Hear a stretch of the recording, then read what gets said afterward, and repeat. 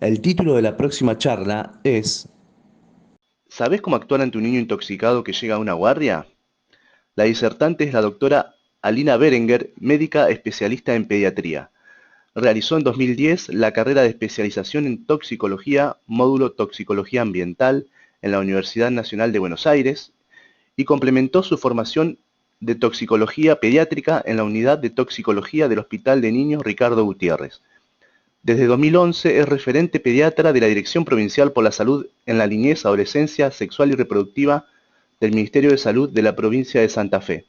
Realiza guardias en el Servicio de Emergencias Pediátricas del Hospital de Niños Orlando Alasia, de Santa Fe, y es pediatra en el Servicio de Emergencias Pediátricas del Sanatorio Sagrado Corazón de Santa Fe. También es profesora adjunta de la Cátedra de Fisiopatología y Dietoterapia del Niño Enfermo de la carrera de Licenciatura en Nutrición de la Facultad de Ciencias de la Salud de la Universidad Católica de Santa Fe. Bueno, buenos días, doctora. Puede comenzar cuando lo desee. Buenos días a todos, un gusto estar por esta vía con ustedes, espero serles de utilidad y bueno, iremos transcurriendo esta charla, me gustaría que queden conceptos clave de cómo actuar ante un niño intoxicado, es una generalidad, obviamente no vamos a poder abordar la totalidad de la toxicología pediátrica en este tiempito, pero la idea es que sepan cómo actuar cuando llega un niño intoxicado a una guardia. Entonces, si estamos ante un niño intoxicado que ingresa a una guardia, primero quería que quede el concepto de qué es un tóxico. Es una sustancia, elemento o compuesto químico capaz de producir lesiones estructurales o funcionales en el organismo, hasta inclusive la muerte. Y saber que toda sustancia en general es potencialmente tóxica, si están presentes en el organismo en cantidad suficiente. Es decir, hay sustancias que por escasa cantidad que ingresa al organismo puede dañarlo y gravemente y hasta producir la muerte. En pediatría es muy importante que tengamos en cuenta cuál es la relación peso-dosis. ¿Por qué?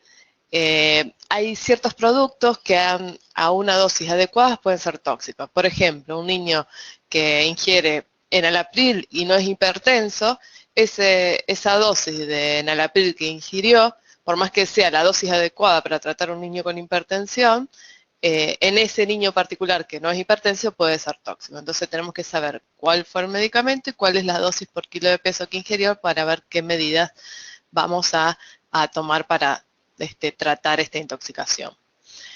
Bueno, y vamos directamente a cómo manejamos inicialmente a un paciente intoxicado, en este caso un niño. ¿Qué hacemos en una guardia?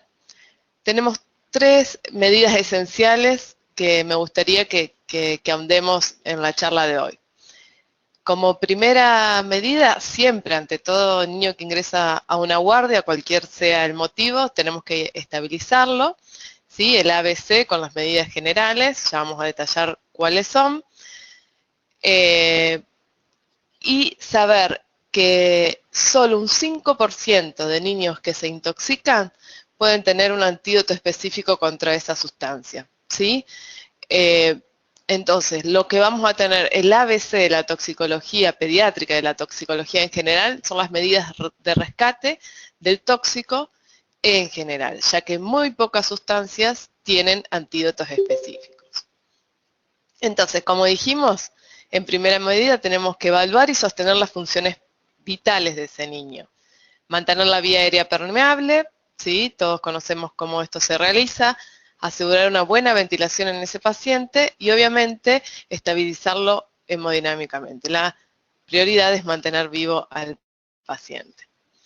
En cuanto a las medidas generales, como en todo paciente que ingresa a una guardia, vamos a tener que hacer una detallada anamnesia a los papás, un examen clínico completo, averiguar acerca de antecedentes patológicos de ese niño que puedan estar agravando o afectando más esta situación de intoxicación y vamos a ver si hay necesidad o no, ante todas las intoxicaciones, de solicitar exámenes complementarios. Se pueden presentar tres situaciones para que podamos realizar una anamnesis adecuada. Tenemos que conocer si ese niño fue expuesto a un tóxico que la familia conoce, si la familia identifica que pudo haber estado expuesto a un tóxico pero no puede saber cuál es, y un niño que sospechamos por clínica que puede tener un cuadro de intoxicación. Entonces, de acuerdo a la primera situación que nombramos, si un niño está expuesto a un tóxico conocido, ¿qué le vamos a preguntar a los papás? ¿Qué tóxico es el que ingirió o cualquiera sea la vía de ingreso? Si es posible, en general esto los papás lo hacen, lo llevan a la guardia. Y si no, que regresen a su domicilio y consigan el envase para estar evaluando primero cuál es el producto, si podemos calcular cuánto ingirió ese producto. Fíjense que dice el cálculo de la máxima dosis. A esto me refiero a que, por ejemplo, un niño que se intoxicó o ingirió ibuprofeno y los papás refieren que esa botellita la tenían abierta, siempre calcular de lo que quedó con lo que está descrito en el frasco que tenía. No estamos descontando cuántas dosis había tomado. Siempre sospechamos que tomó lo máximo que pudo haber ingerido. Igual si traen una tableta de comprimidos y faltan 5 y la abuela supuestamente había tomado 2, no, siempre calcular la máxima dosis que pudo haber ingerido, ¿sí? La vía de contacto, obviamente, preguntarle cuánto tiempo transcurrió desde que tuvo contacto con ese tóxico, esto si es posible que sea lo más exacto, esto nos va a ayudar a determinar qué medidas de rescate vamos a tomar. Si los papás a veces ya vieron que hay productos que detrás en la etiqueta figura el número de toxicología, en general figura la del Hospital Gutiérrez, donde yo me formé, donde dice el número de teléfono, los papás llaman y en general les dicen qué medidas pueden iniciar en su casa, qué se puede hacer. Por ejemplo, hay ciertos casos que le pueden indicar el vómito y esto lo tenemos que saber. Y por último, ¿qué síntomas presentó desde el inicio en su domicilio? Vamos a evaluar siempre el estado general del niño, el estado de conciencia, la piel y las mucosas, qué temperatura tiene, obviamente, si presenta síntomas neurológicos, evaluar adecuadamente las pupilas, si tiene rigidez, clonus, hipo o hipertonía o hiperreflexia, si tiene taquicardia, bradicardia, arritmia, si presenta vómitos, diarrea, constipación, retención urinaria, hiper o hipoventilación.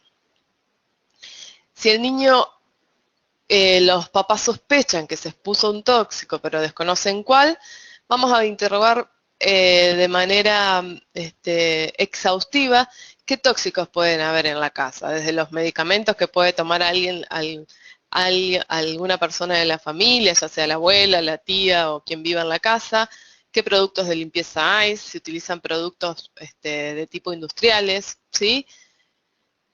Como para, de acuerdo a los síntomas que presente ese paciente, estar sospechando cuál puede ser el tóxico. ¿Cuál fue la vía de contacto? También el tiempo transcurrido desde el contacto, si hicieron algún tratamiento en la casa y los síntomas iniciales que presenta. Y la tercera posibilidad que teníamos es un niño que por clínica sospecha una intoxicación. O sea, los papás no refieren el antecedente de intoxicación, pero nosotros por clínica podemos sospecharlo. ¿Cuándo sospechamos que un niño puede estar intoxicado, que llega a una guardia y tiene un cuadro indeterminado? Cuando hay una brusca presentación de una situación de enfermedad y el niño previamente estaba bien de salud. Si venía cursando alguna enfermedad y se agrava de modo inexplicable, o si el niño o el adolescente, ¿sí?, ha tenido antecedentes previos de ingesta, contacto o inhalación de sustancias, que se puede volver a repetir.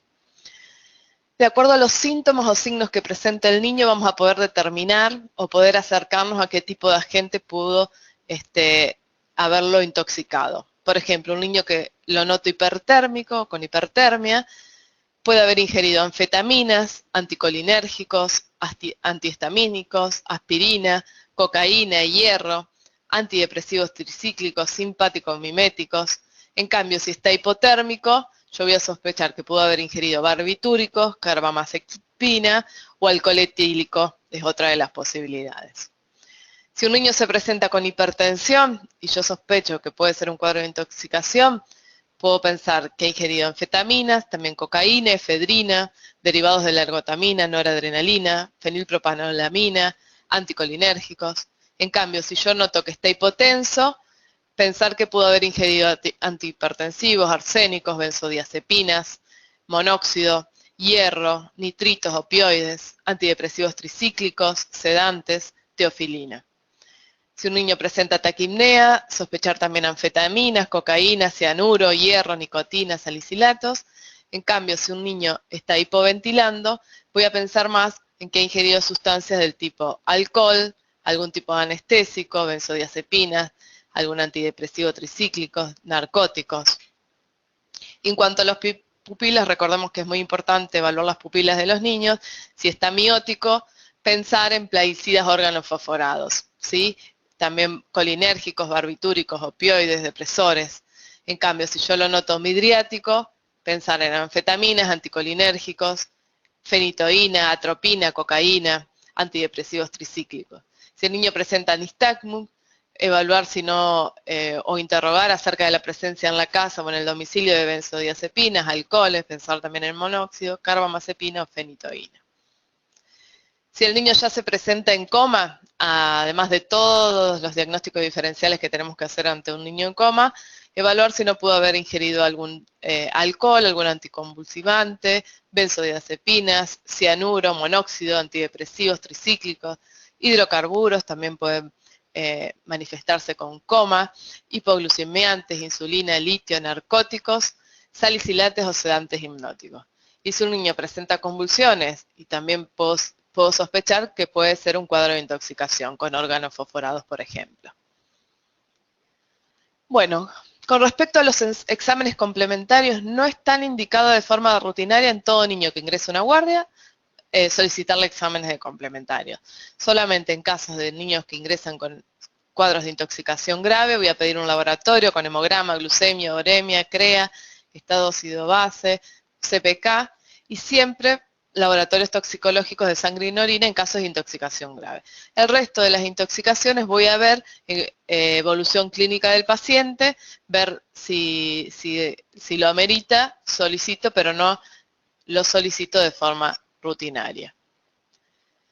Y lo que les decía yo, que es el ABC de la toxicología, es lo que más me interesa que de esta charla se rescate, es cuáles son las medidas de rescate del tóxico. O sea, yo tengo que tratar de impedir que ese tóxico que ingirió o inhaló o absorbió el niño por vía dérmica ingrese al organismo y presente medidas del tipo sistémicos. Vamos a ir viendo detalladamente cuáles son las medidas de rescate del tóxico. Siempre debemos considerar, para ver qué medida de rescate emplear, cuál fue la vía de ingreso.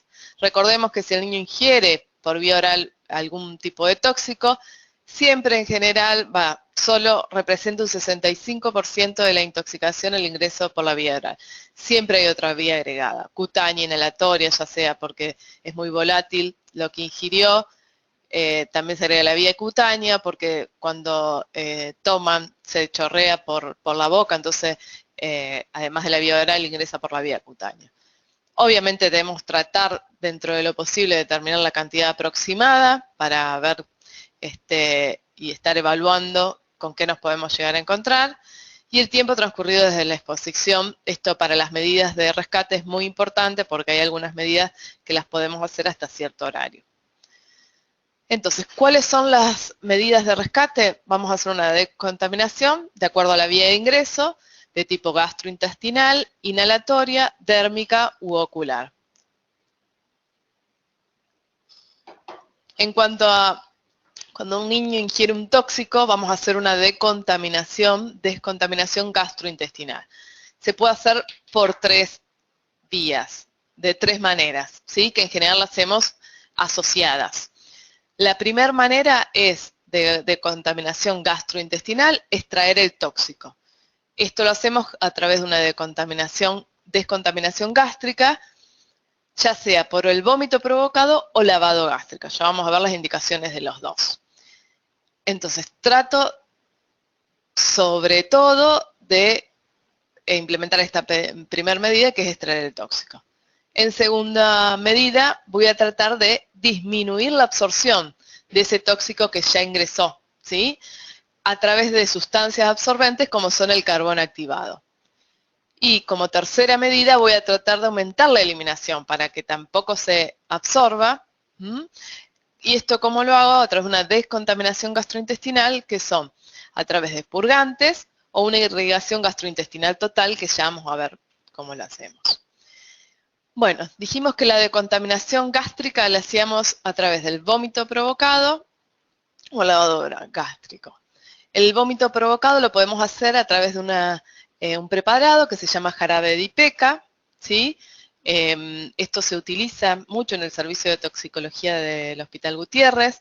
La dosis para los niños es de 15 mililitros y para los adultos de 30. Pero debo tener en cuenta que para poderle administrar jarabe de Ipeca, el paciente debe estar consciente y debe haber ingerido, esta es la limitación más importante, la sustancia tóxica hace 1 hora o menos de tiempo del ingreso por la vía oral, ¿sí? Esto en general a veces suele ocurrir que pasó más de 1 hora, ¿sí? Entonces no podemos implementar esta medida.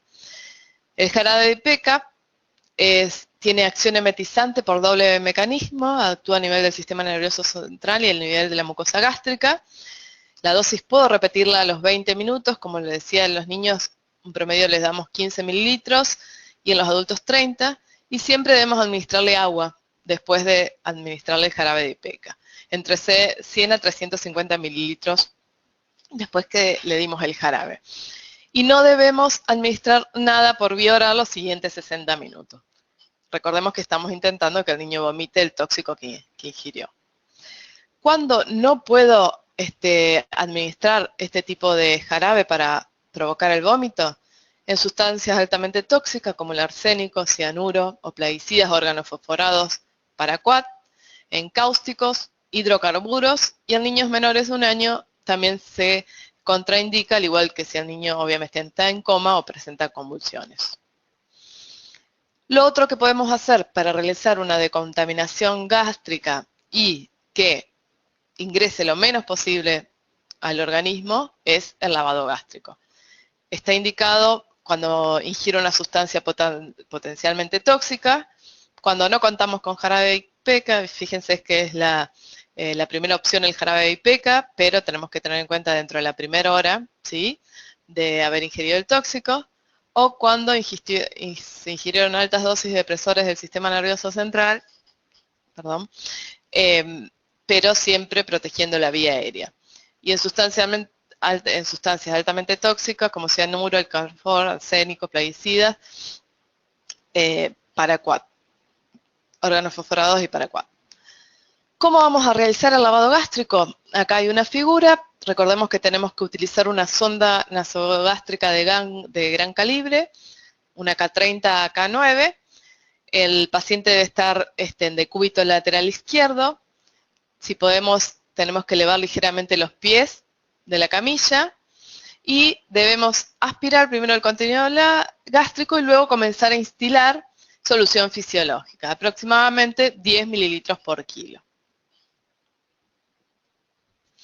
En menores de 1 año solo aspiramos, no vamos a instilar, ¿sí? Podemos hacer el sondaje, colocar una sonda y aspirar el contenido que podamos rescatar del estómago, pero no está recomendado instilar solución fisiológica por los desequilibrios hidroelectrolíticos que puedo causar en menores de 1 año con la consiguiente deshidratación y complicaciones del niño.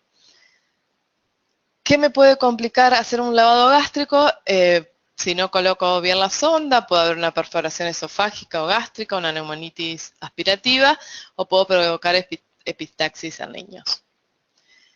Bueno, recordemos que la otra medida era la disminución de la absorción de la sustancia que ingirió el niño. Esto era la decontaminación gastrointestinal, que yo lo realizaba con carbón activado. El carbón activado previene la absorción de sustancias tóxicas en el tracto gastrointestinal. ¿Cómo actúa? Por 3 mecanismos. Puede actuar por adhesión directa al tóxico, ¿sí?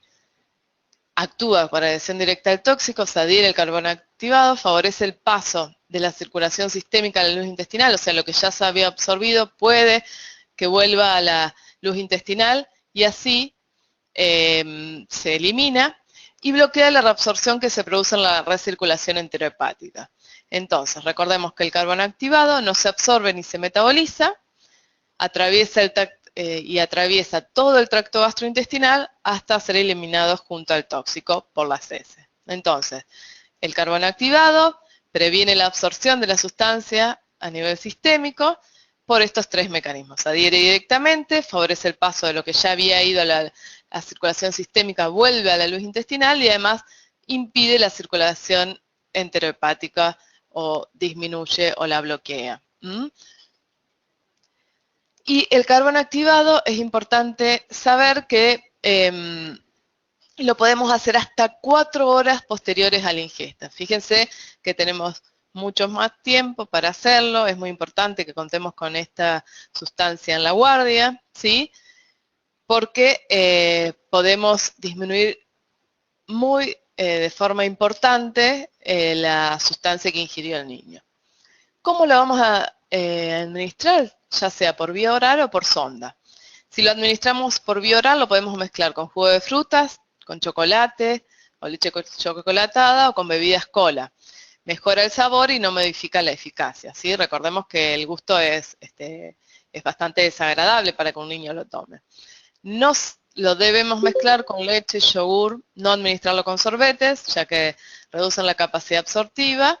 Y la dilución que debemos hacer es en 200 mililitros cada 25 gramos de carbono activado, ¿sí? La dosis es 1 gramo por kilo y en adultos podemos administrar entre 30 a 100 gramos. Debemos dar de tomar lentamente para evitar los vómitos, ¿sí? Nosotros generalmente en el hospital de niños lo que se hace es se administra por sonda nasogástrica justamente para que el niño no lo vomite, ¿sí? Porque el gusto es muy desagradable como les explicaba. ¿Qué puede traer como complicación? Pero son raras, la constipación, por eso vamos a administrar después un purgante y hay algunos desequilibrios hidroelectrolíticos, pero son muy infrecuentes de ver. Los compuestos que se ligan muy débilmente al carbono activado, por eso no están recomendados utilizarlos, es en metales, en cáusticos, en cianuro, sulfato ferroso, hierro, alcoholes e hidrocarburos, ¿sí? Son compuestos que se ligan débilmente. Lo podemos administrar, pero vamos a tener muy poca eficacia. Y sí está contraindicado cuando administramos algún antídoto por vía oral, por ejemplo, una intoxicación por paracetamol, no lo puedo administrar porque voy a absorber también el antídoto, ¿sí? Y está demostrado que puede utilizarse dosis múltiples de carbono activada, ya por 2 mecanismos importantes de resaltar, que son que el carbono activado, si lo volvemos a utilizar, puede seguir interrumpiendo los compuestos que tienen recirculación enterohepática, la interrumpe y sigue absorbiendo las drogas secretadas a la luz intestinal. Entonces, podemos utilizar carbono activado en forma seriada cada 4 horas en los casos que el niño haya ingerido, por ejemplo, carbamazepina, aspirina, dextropropoxifeno, fenobarbital, fenitoína, digoxina y antidepresivos tricíclicos, ¿sí? Recordar estos componentes que podemos tener esta oportunidad de darle cada 4 horas y disminuir aún más la absorción de estos compuestos.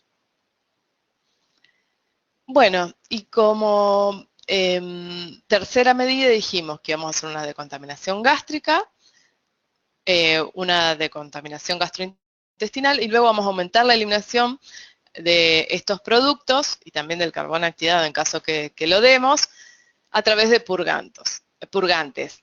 Estos que hacen aumentan, ya lo sabemos todos, el tránsito intestinal. Lo que utilizamos de manera más frecuente es el hidróxido de magnesio, más conocido como leche de magnesia. En niños podemos dar entre 20 a 40 mililitros, la dosis es 0,5 a 1 mililitro kilodosis. Fíjense que en adultos podemos llegar hasta 90 mililitros por día. La dosis de purgante puede repetirse cada 4 o 6 horas y debemos administrarlo 1 hora después del carbón activado. Cuidado en menores de 2 años, ¿sí? Con los purgantes por los desequilibrios hidroelectrolíticos que podemos causar. Y en caso, es muy raro de utilizar en pediatría, hay ciertas indicaciones que ahora vamos a ver, podemos recurrir a la irrigación intestinal total, que está indicado en tóxicos que no se absorben o se absorben débilmente por el carbón activado, como dijimos que era el hierro, el litio u otros metales, o ingestiones en cantidades tóxicas de fármacos con cubierta entérica o de liberación prolongada, o body packers asintomáticos. Esto no es tan frecuente en pediatría, pero son las personas que ingieren paquetes con droga para transportarla, ¿sí?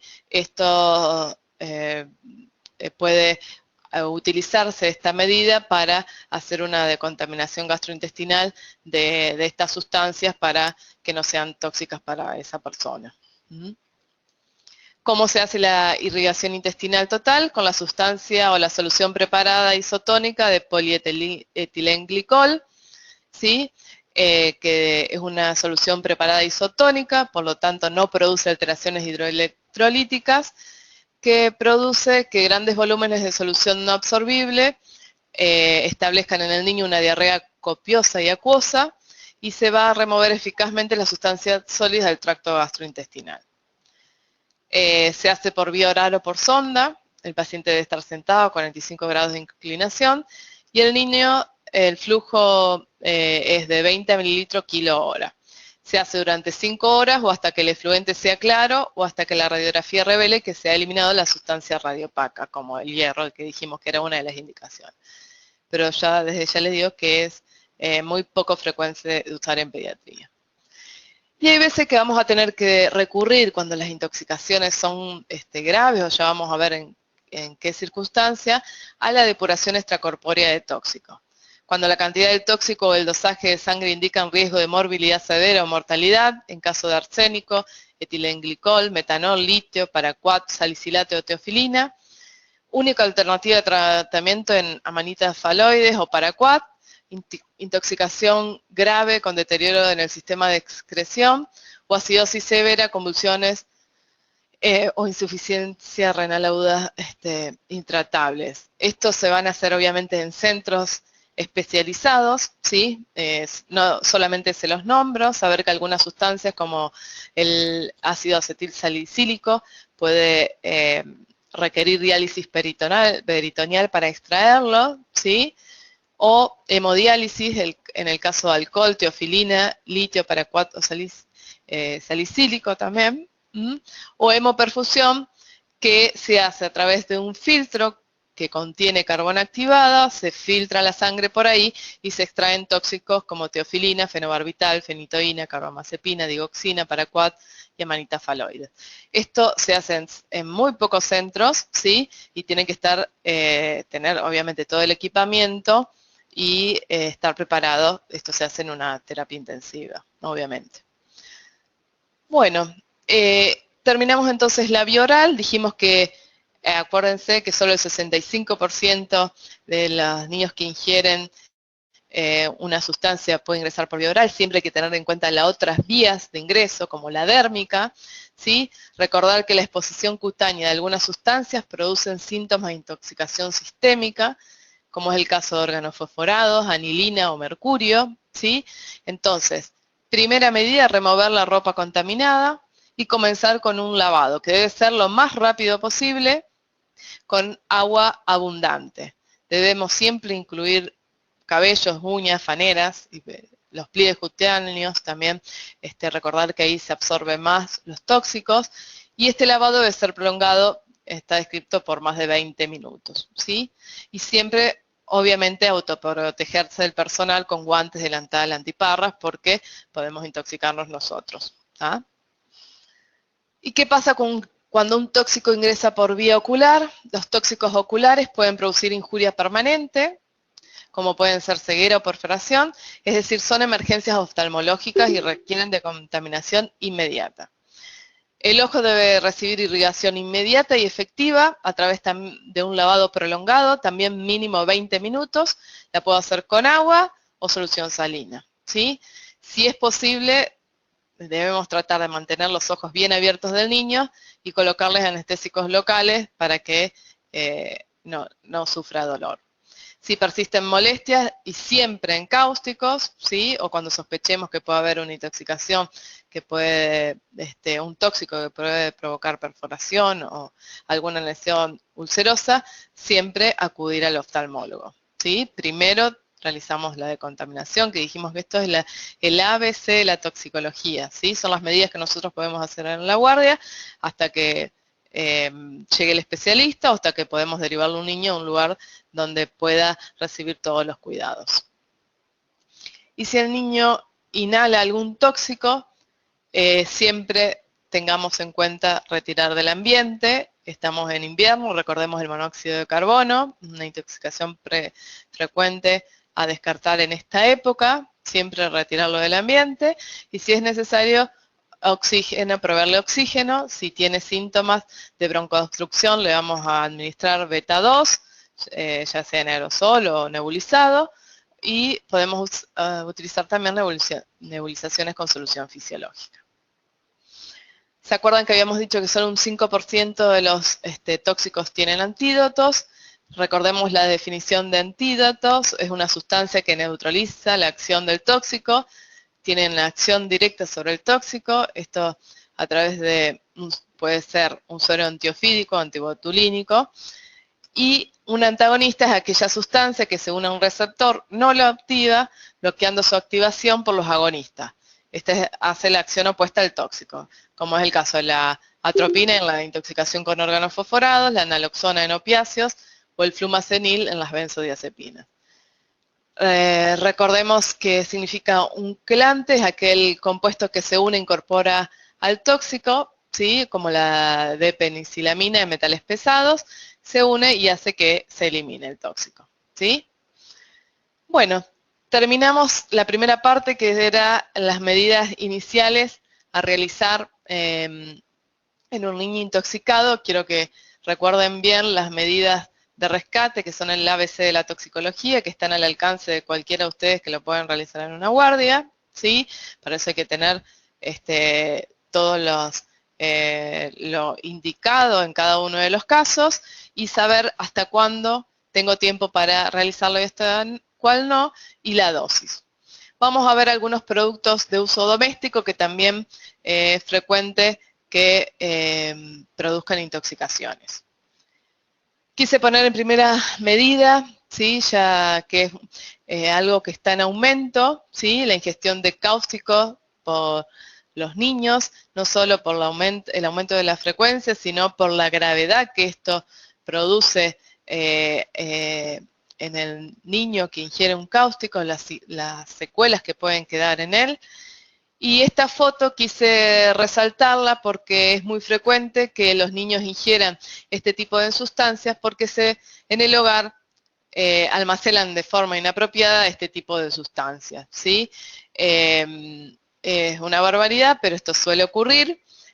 Se almacenan sustancias de tipo cáusticas en envases, por ejemplo, de Coca-Cola o cualquier otra bebida, y los niños las ingieren pensando que son estas bebidas, ¿sí? Porque no diferencian los colores o a veces no perciben el olor, ¿sí? Que tienen este tipo de sustancias. Recordemos que los cáusticos son aquellas sustancias capaces de producir lecciones directas sobre la piel y las mucosas, causando necrosis, ¿sí? Ya que liberan agentes oxidantes y radicales libres.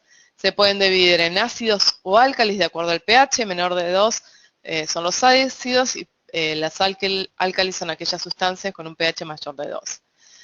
Siempre para determinar el daño de este cáustico que puede haber ingerido el niño, vamos a tener que tratar de averiguar el pH, qué volumen ingirió, cuál es la concentración de este cáustico, cómo venía la forma de presentación, ¿sí? Si era para diluir o ya venía diluida, la duración del contacto, cuánto tiempo estuvo en contacto con el tóxico, y el tiempo de tránsito y la presencia o ausencia de alimentos que el niño haya ingerido.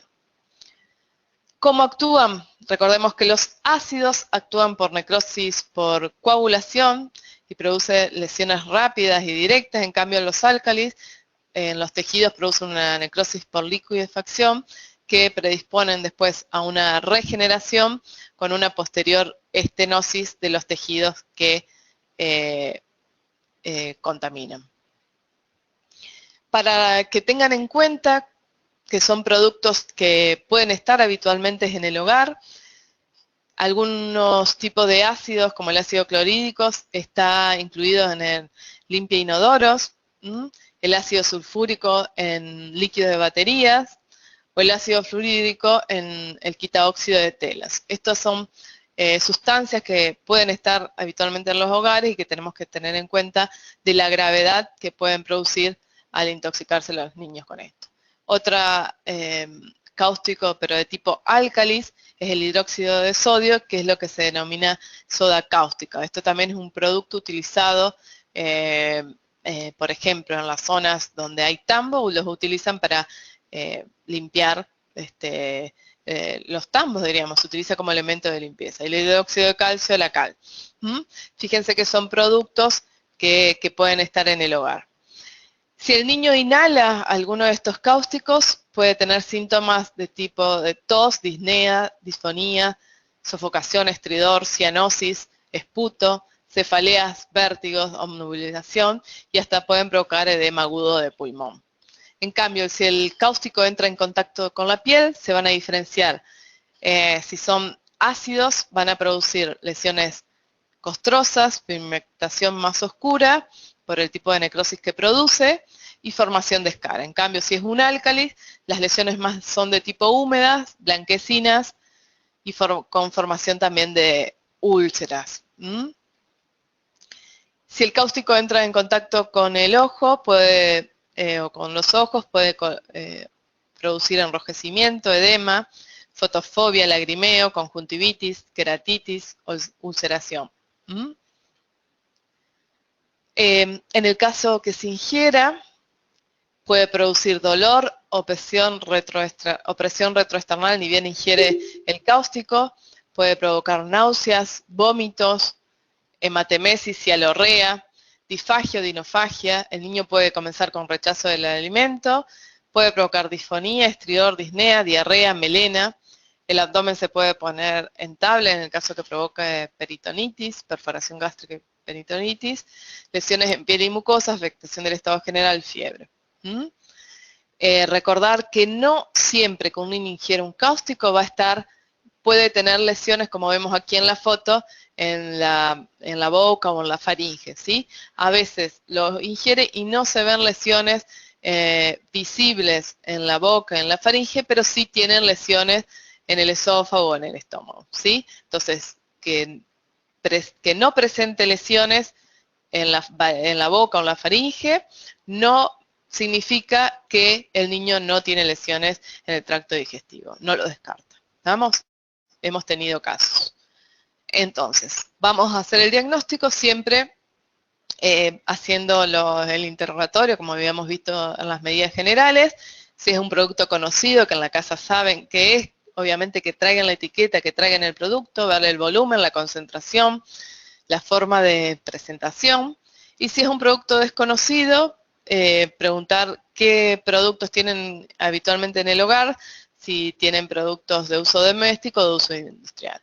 Obviamente debemos hacer un detallado examen físico buscando lesiones compatibles en piel y mucosas, pero como yo les decía, si no las hay, no descarto que haya lesión en la vía digestiva. ¿Cuándo voy a internar a un paciente que ingiere un cáustico? Si es un ácido o un álcali fuerte, si son formas sólidas o soluciones concentradas. Y si el paciente presenta síntomas de dificultad respiratoria, sofocación, lesiones en cavidad oral, cialorrea, dolor retroesternal, dolor epigástrico, vómitos, siempre obviamente voy a dejar en observación e internación a ese niño. ¿Qué voy a hacer como medidas iniciales? Ya dijimos, son las medidas de rescate, se inhaló, siempre oxígeno humidificado, nebulización con beta 2 y voy a agregar corticoides. Si entró en contacto con la piel y las mucosas, recuerden el lavado inmediato con agua fría y tratamiento luego de la quemadura. Y en el caso de que ingiere el tóxico, recordemos que está contraindicado el lavado gástrico, el vómito provocado. Ya dijimos que esto puede ocurrir que al hacer el lavado gástrico o el vómito provocado provoque más lesión de la que tenía, por lo que no las debo realizar. El carbón activado porque no se ligaba adecuadamente, no debemos hacer neutralización química, esto de si ingiere un ácido darle un álcalis o si ingiere un álcalis darle un ácido, eso está contraindicado y en general no debemos administrarle líquidos. Debemos dejar al paciente en ayunas entre 6 a 24 horas para ir evaluando la evolución, siempre colocarles protectores gástricos, comenzar con una hidratación parenteral, analgésicos obviamente para el dolor si está molesto. En el caso de que sean álcalis están indicados los corticoides de rutina. Esto lo que ocasiona es prevenir las lesiones de tipo secuelares que quedan por ingerir los álcalis, que yo les dije que creaba el tipo de necrosis, luego da un tejido de regeneración que luego se fibrosa y hace que se estenose el órgano afectado, como por ejemplo el esófago. Y obviamente podemos utilizar antibióticos, ya vamos a ver en qué casos. ¿Qué exámenes complementarios voy a solicitar en un niño que ingirió un cáustico? Una RX de perfil de cuello, tórax y abdomen. Voy a solicitar un hematocrito seriado. Dijimos que podrían ocasionar sangrados, por eso pido también sangre oculta en materia fecal, un laboratorio con ionograma de estado ácido-base y siempre debemos realizar una interconsulta con el servicio de endoscopía. Está indicado realizar en niños que ingieren cáustico una endoscopía entre las 12 a 24 horas de la ingesta, ¿sí? Esto, como yo les decía, es importante que tengan en cuenta para que ustedes, si los tienen en un lugar donde no tienen no cuenta con endoscopista digestivo, derivarlo, porque dentro de las primeras 24 horas está indicada la realización de la endoscopía debido a que pueden tener lesiones en el nivel del esófago o el estómago y no podemos estar detectándola de otra manera, ¿sí? Porque tanto los ácidos como los álcalis en general producen esofagitis, que en los distintos grados los vamos a determinar endoscópicamente, y los ácidos pueden provocar, por el tipo de necrosis que producen, perforación gástrica con las consecuentes complicaciones que son, por ejemplo, peritonitis o si hay una perforación esofágica, mediastinitis. Pueden quedar secuelas, esto es muy grave en los niños que ingieren cáusticos, quedan de por vida con secuelas de ondas peristálticas de baja amplitud, aperistalsis, espasmo esofágico difuso, disminución del tono del esfínter esofágico inferior. Estas son secuelas funcionales, pero que acompañan al niño por el resto de su vida. Y secuelas orgánicas pueden tener estenosis esofágica, ¿sí? Que tienen que recibir dilataciones esofágicas cada cierto tiempo, también por el resto de su vida, con todo el trastorno que eso significa y las secuelas invalidantes que provocan en el niño. Y además, con el paso de los años, pueden predisponer a carcinoma esofágico y a carcinoma gástrico. Bueno, y para recordar, puse algunos productos de uso doméstico que pueden recibir en la guardia de niños intoxicados. Fíjense esta foto, eso es silicagel o hidróxido de sílice, es una deshidratada que permite la absorción de líquidos. Recordar que no es tóxica ni corrosiva, solo debemos administrarle líquidos al niño y control en el domicilio. Si el niño ingiere acetona, que es el quita esmalte, recordar que puede provocar náuseas, vómitos, mareos, llegar hasta coma y hiperglucemia, esto se ingiere en gran cantidad.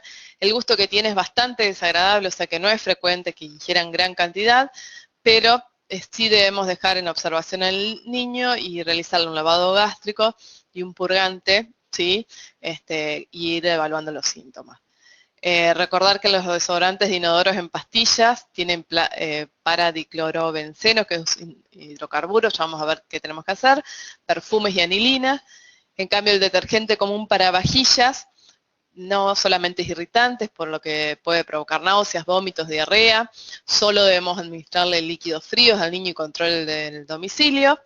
Y la lavandina, que es el hipoclorito de sodio, la que se utiliza habitualmente en el hogar, es de una baja concentración, tiene entre 2 o 3%, y puede provocar náuseas o vómitos, solamente administramos líquido, pero si es súper concentrada, que es la de uso industrial, que también pueden estar en algunos hogares, recordar que actúa como un cáustico. La naftalina es un hidrocarburo, al igual que la nafta, queroseno o la guarrás.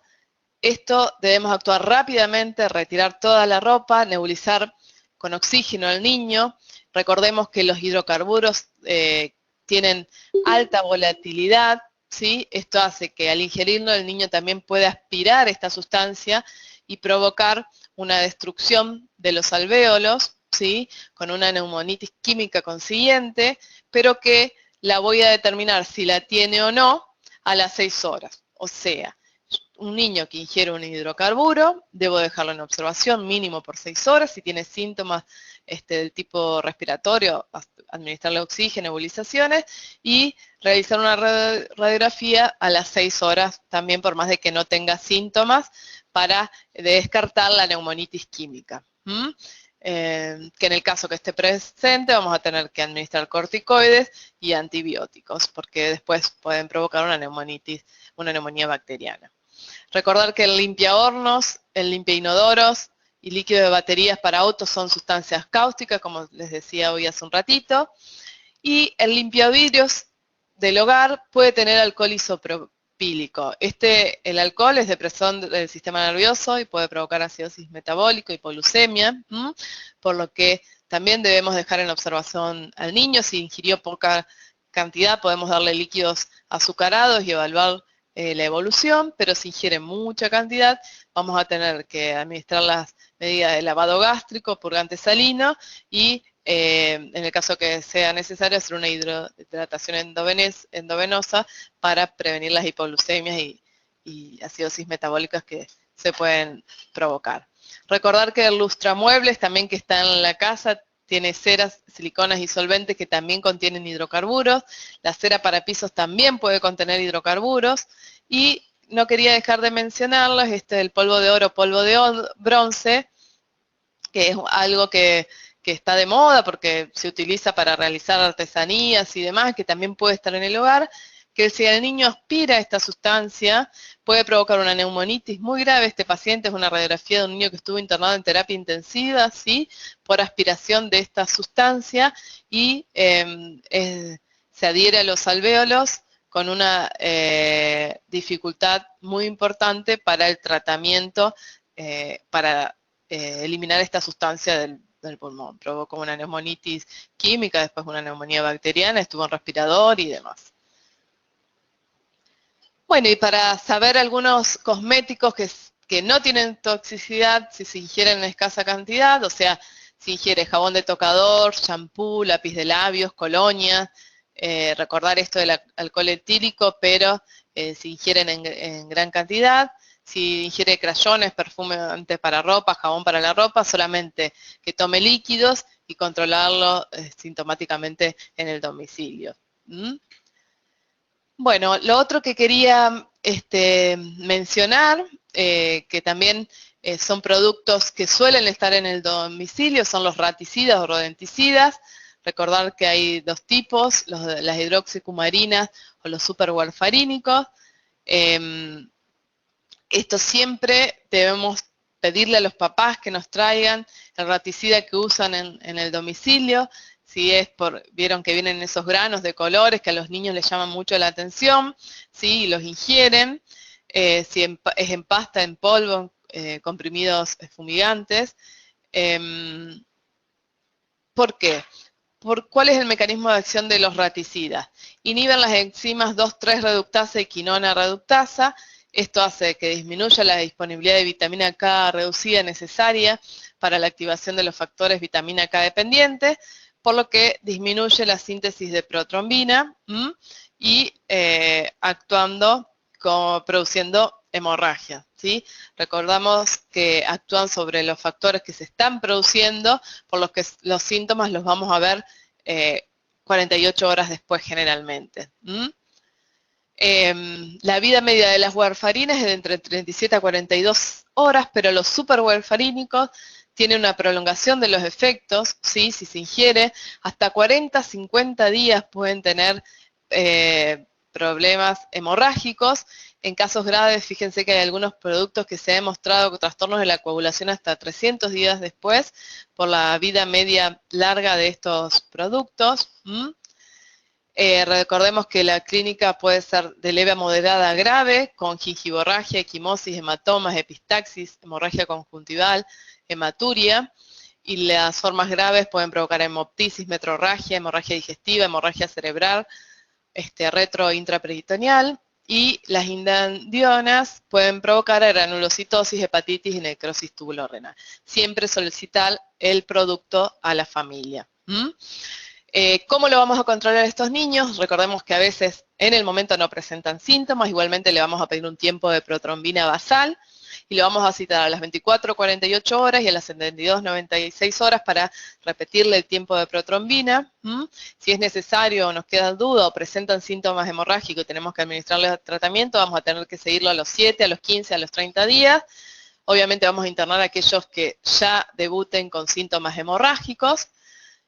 ¿Qué métodos de eliminación vamos a emplear en estos casos de ingestión de raticidas? Si tenemos certeza de cuál es el raticida y, por ejemplo, nos aseguran los papás que ingirió menos de 15 granitos, porque eso es lo que habían colocado o demás, vamos a hacer carbono activado y purgante salina.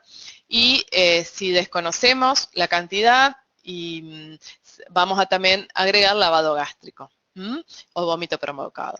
Siempre conseguir composición del producto. Y en el caso que ya debute con hemorragias, vamos a tener que administrar vitamina K a 10 miligramos intramuscular durante 3 días consecutivos y se repite el laboratorio. Obviamente en casos graves va a estar internado y en terapia intensiva. Así que vamos a tener que administrar vitamina K más seguido. Bueno, y el tema de otro tipo de intoxicación o de ingesta frecuente por los niños es las pilas. Tenemos que saber que las pilas pueden ser las cilíndricas o las de tipo botón. Las cilíndricas pueden contener zinc, carbono, dióxido de manganeso, níquel, cadmio. También las pilas botón pueden tener óxido de mercurio, zinc, óxido de plata, níquel, litio. Entonces, no solo el problema es el cuerpo extraño de la pila en sí misma, sino que la sustancia que contiene el interior de la pila puede ser potencialmente cáustico y provocar todos los daños que dijimos hoy de los cáusticos por el contenido de la pila. Entonces, el niño puede presentarse asintomático, en un 9% puede tener síntomas leves, o en un 1% debutar con síntomas graves. Pueden ser rechazo al alimento, disfagia, vómitos, dolor retroesternal, hematemesis y diarrea. Confirmar la ingestión con una radiografía de cuello, tórax y abdomen y valorar el tamaño de la pila, ¿sí? Que los papás traten de decir de qué tamaño es la pila que ingirió el niño. Si tiene más de 15 milímetros, ya el píloro lo atraviesa con dificultad. No debemos inducir el vómito porque puede provocar peligros de aspiración.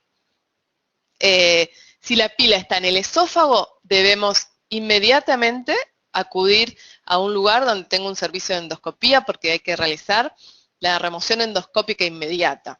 En cambio, si atravesó el esófago y está en otra localización, debemos administrarle una dieta rica en fibras y que los padres revisen la materia fecal del niño y vamos a ir controlando también radiográficamente su ubicación. Acá vemos dos ejemplos. Vemos que en el primer caso, de aquí la pila quedó alojada en el esófago. La primera, se ve que también se tragó otra que ya prosiguió. Esa pila hay que removerla, no la que está en la segunda imagen, que ya atravesó, está en el tracto intestinal, vamos a indicarle dieta rica en fibras a este paciente y seguirlo radiográficamente para ver qué progreso. Acá vemos otro ejemplo de un niño que ingirió una pila y por el tamaño quedó alojado en el esófago.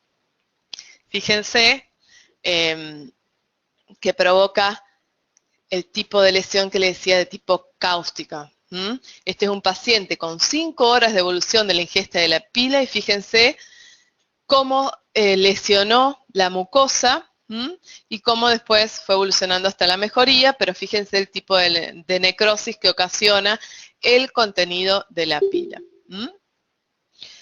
Bueno, y para ir finalizando, que ya estamos en tiempo, no quería dejar de mencionarles un tipo grave de intoxicación que puede ser en los niños, la picadura de escorpión. Recordemos que el escorpión que tiene actividad venenosa es el Titus tributatus. Vamos a ver, me gustaría mostrarle algunas fotos. Fíjense las características que el tórax tiene 3 líneas marrones más oscuras, como 3 franjas. El tributatus, a diferencia, ven, aquí se nota bien esas 3 líneas más oscuras a nivel de todo el dorso del tórax. En cambio, el bonaerensis es más oscuro. ¿Ven la diferencia? Otra de las diferencias son las pinzas, que en el bonaerensis, si ven, son más cortitas. Ven que en total mide más o menos 3,5 centímetros y las pinzas son estas y son más cortitas y gruesas. En cambio, en el Titus tributatus es más largo, fíjense, más de 5 centímetros, y las pinzas son más largas. Y la diferencia más importante, o la que podemos identificar bien, es a nivel del telson, que en la cola tiene un doble gancho. ¿Ven? El tributatus. En cambio, el bonaerensis, que es el que no es venenoso, tiene en el telso un único gancho. Recordar los sitios de las picaduras. En los niños es muy frecuente que estos animalitos se encuentren en las zapatillas o en los calzados. Revisar siempre esto, advertirle a los papás antes de colocarle los calzados, de revisarlos. ¿Cómo actúa el veneno del escorpión? En las terminaciones postganglionares del sistema tanto simpático y parasimpático. Producen despolarización de las terminaciones nerviosas, con liberación tanto de catecolaminas como de acetilcolina, por lo que van a provocar una tormenta autonómica, con síntomas colinérgicos como son dolor abdominal, cialorrea, náuseas, diaforesis, bradicardia, hipotensión, bradipnea, broncoespasmo, diarrea, miosis, parestesia, calambre, disartrias. Y síntomas adrenérgicos como son palidez cutánea, frialdad de las extremidades, piloerección, taquicardia, hipertensión, taquipnea, priapismo, hemidriasis. Fíjense que se pueden provocar cualquiera de los 2 síntomas, ya sea por acetilcolina o por adrenalina. ¿Y qué van a hacer? Actuar directamente a nivel cardíaco por descarga de catecolaminas, tiene un probable efecto tóxico miocárdico directo. Puede provocar edema agudo de pulmón por falla miocárdica con una menor función del ventrículo izquierdo y liberación de mediadores químicos a nivel pulmonar con aumento de la permeabilidad capilar y síndrome de distrés respiratorio. Recordar que a nivel local solo a veces se presenta dolor. En general no hay gran reacción local en los niños, no vamos a ver eritema, gran edema, solamente el niño puede referir dolor. Yo le voy a pedir un laboratorio completo porque puedo tener hiperglucemia, leucocitosis, hipopotasemia, amilasemia, CPK-MB aumentada. Si le realizo un electrocardiograma, puedo ver taquicardia, extrasístoles, trastornos de la repolarización. Y un ecocardiograma, habitualmente los niños que tienen una intoxicación grave por veneno de escorpión, pueden tener una disminución de la fracción de acortamiento del ventrículo izquierdo. Estos niños requieren terapia intensiva para su control. Recordemos que se divide en grados. el escorpionismo lo denominamos leve si produce solamente dolor. Si ya aparecen vómitos, lo clasificamos como moderado, que es lo que en general primero aparecen. Los niños se ponen pálidos, aparece piloerección, pero no hay compromiso hemodinámico ni respiratorio severo, así en estos casos lo clasifico como moderado, y puede ser una intoxicación grave, un escorpionismo grave, cuando el niño presenta confusión mental, o puede alternar con excitación, taquicardia seguida de bradicardia, y hasta llegar al shock. Ojo, tener en cuenta rápidamente derivado de un centro donde puede ser tratado con las medidas adecuadas en terapia intensiva, si aparecen a los pocos minutos de la picadura vómitos, cialorrea, rinorrea, epífora, sudoración, hiper o hipotermia. Tener cuidado si aparecen estos síntomas, hay que rápidamente actuar. ¿Cómo vamos a actuar? Si es leve, analgésicos, hielo local, pero debemos dejarlo en observación durante 6 horas al niño para evaluar que no aparezcan sintomatología sistémica. Si aparece sintomatología, como dijimos en los casos de moderados, que eran vómitos, por ejemplo, ya le vamos a administrar el suero antiescorpión, que son de 2 a 4 ampollas de suero. Recordar siempre mirar la etiqueta, porque vienen diferentes presentaciones, y debo neutralizar en los casos moderados no menos de 150 dosis letal 50. En cambio, si es un escorpionismo grave, ¿sí?, que presentan síntomas sistémicos, administrar entre 4 a 6 ampollas y neutralizar no menos de 300 dosis letales 50. ¿Sí? Esto lo calculamos de acuerdo a lo que dice la etiqueta de la cantidad de dosis letales 50 que trae cada ampolla. ¿Sí? Recordar que es un preparado que se realiza en el Instituto Malbrán con inmunoglobulinas equina y debe conservarse en heladera, no debe estar congelado. Este suero debe administrarse de manera endovenosa rápida, sin diluir y en bolo, y no está demostrado que la difeniramina evite la reacción alérgica. O sea, no es necesario ni realizar difeniramina ni dexametasona. En el caso que requiere alguna medicación, es el suero antiescorpión. No vamos a detener la reacción ni con difeniramina ni con un corticoide. Recordar que si un niño está descompensado hemodinámicamente en una zona que no cuente con terapia intensiva, unidad de cuidados intensivos pediátricos, lo que tenemos que hacer es hidratar a ese niño hasta conseguir delivarlo con una fase rápida, que debe ser con solución fisiológica hasta mejorar la perfusión o descenso hepático y o cambios de la ocultación pulmonar.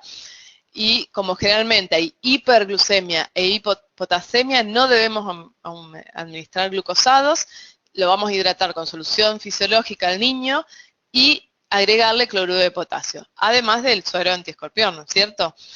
Para preparar esta solución, a 500 mililitros de solución fisiológica le agregamos 15 mililitros de cloruro de potasio y goteamos según el peso para el mantenimiento.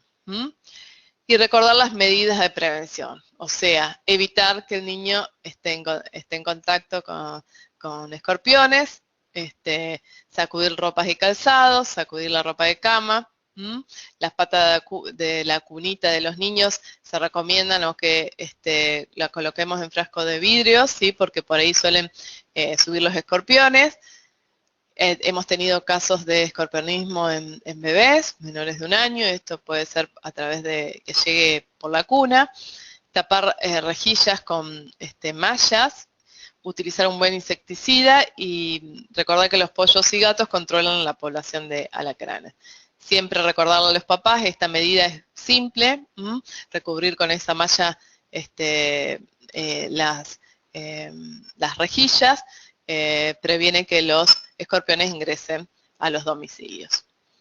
Bueno, muchas gracias por la atención, espero haberles sido útil.